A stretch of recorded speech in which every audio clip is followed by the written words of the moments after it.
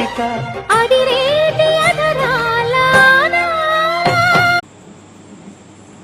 Hi నమస్తే, నేను మీ పోసన్ నాగరాజుని.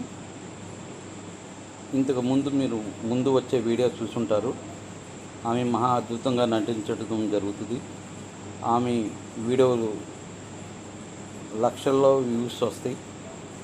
మంచి నటి, మంచిగా యాక్ట్ చేస్తుంది, మంచిగా డ్యాన్స్ చేస్తుంది.